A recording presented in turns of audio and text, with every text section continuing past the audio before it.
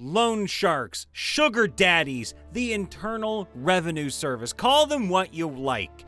Patrons are one of the most engaging parts of creating and playing a Warlock.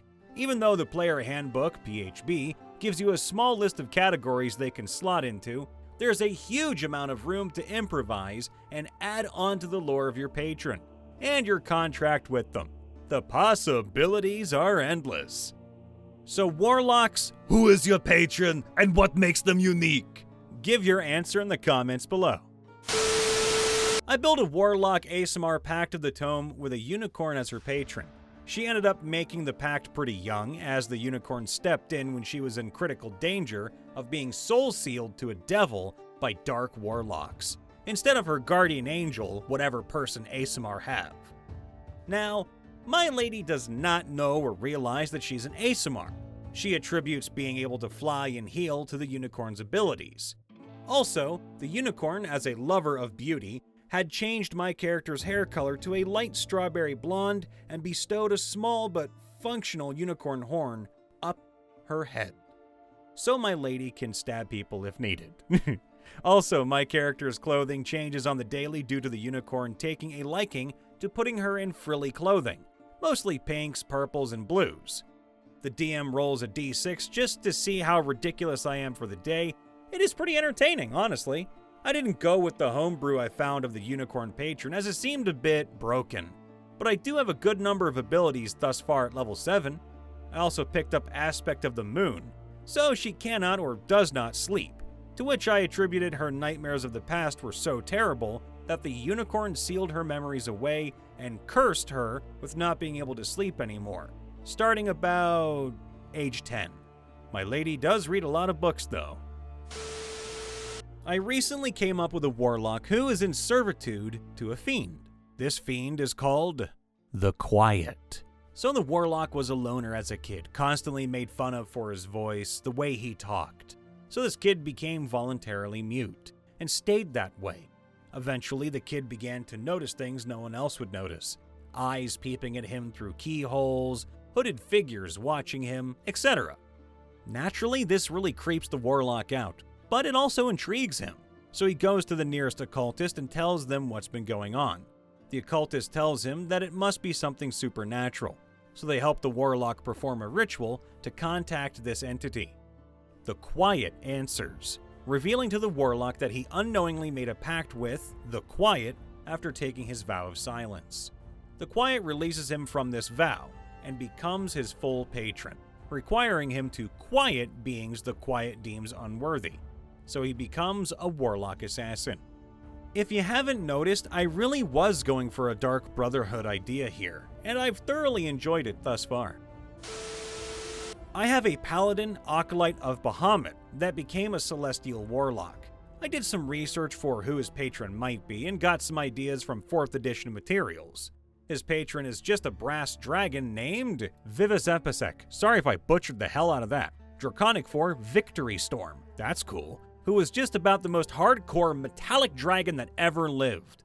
So much so that Bahamut himself had to basically tell him, "You're giving us an 11, but I need you to dial it back to an 8 or a 9, bucko."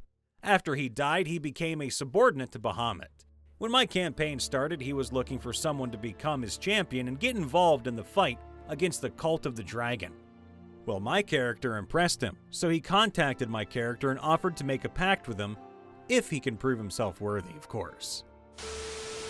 I have a tiefling that is attempting to masquerade as a Satyr Archfey Circle of Dreams car. The short of his backstory is that he never felt comfortable as a young kid when some of his family muddled with contacting their ancestral heritage, dating back to Eltab the Demon Lord. As such, he would sleep in the bough of trees here and there.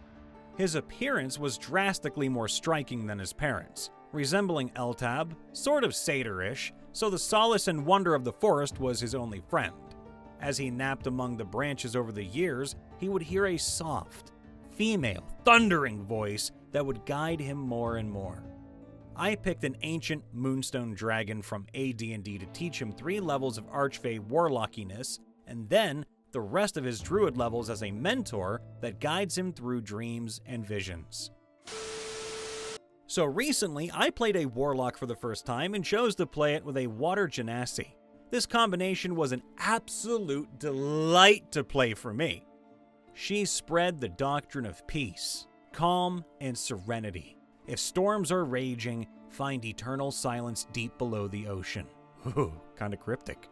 I specifically chose incantations and spells that fit the water domain, and her doctrine, Armor of Agathis, Acid Splash, Calm Emotions, etc. Regarding her patron, I was really disappointed in the limited choice.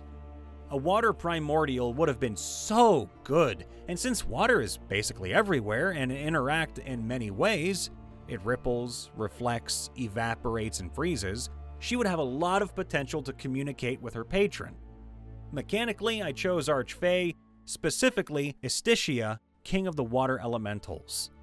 I can definitely recommend combining Genasi with Warlock and being the servant, avatar, and vassal of your element.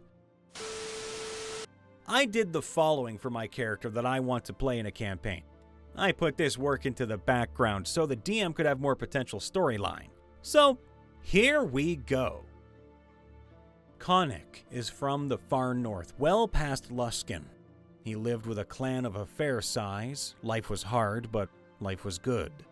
Konnik was married, his wife expecting their first child. While he was on a hunting trip with some other clansmen, the clan homestead was attacked and destroyed. Women were sexually assaulted and then killed. The children were slaughtered.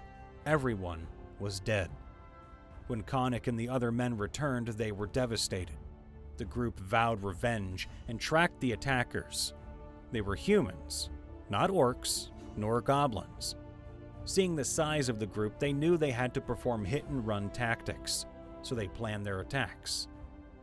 The night they started, the enemy was ready for them, and they were captured. It was then they found out that the leader of the hunting party had sold them out. He was in on the initial attack.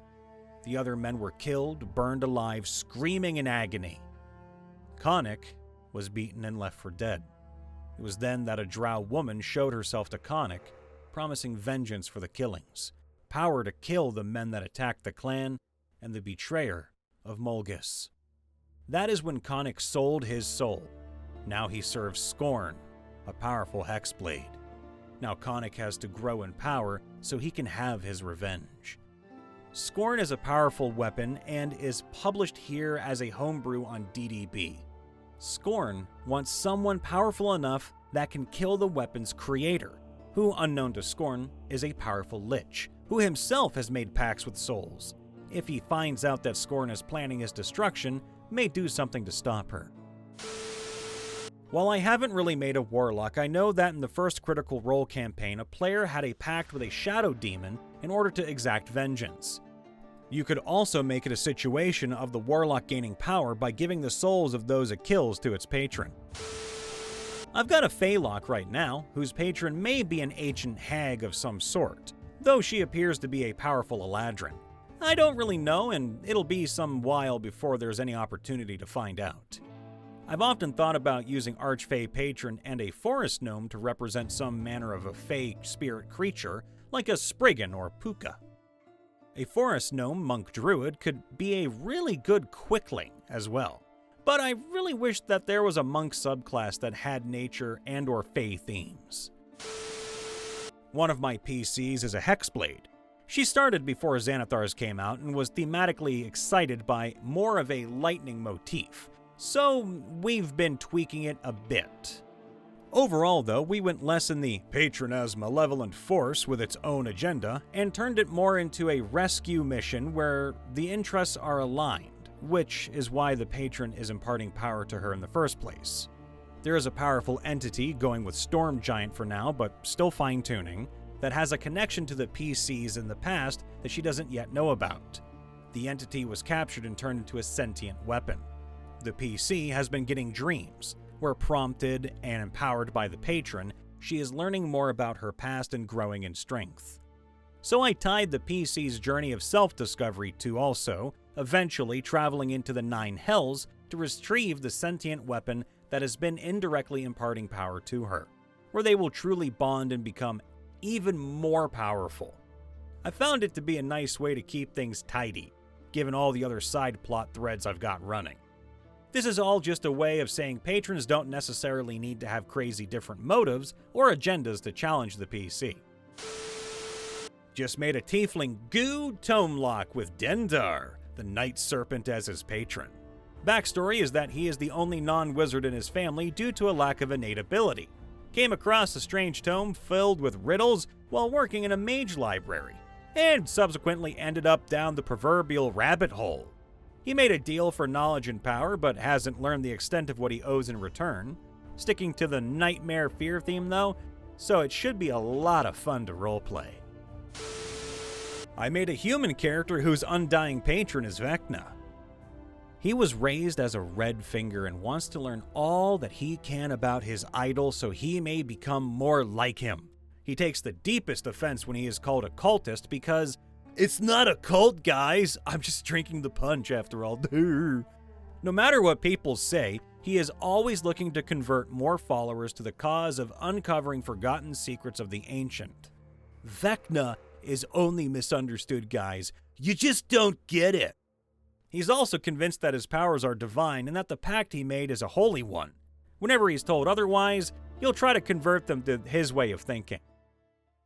Hey everybody, Brian Von VA checking in after the vid. Make sure to leave a like, subscribe, ring that bell, and let us know in the comments below who is your patron and what makes them unique. Give your answers, let us know, tell us a little bit about them, and have a nice day. Love you all. See you next time. Bye for now.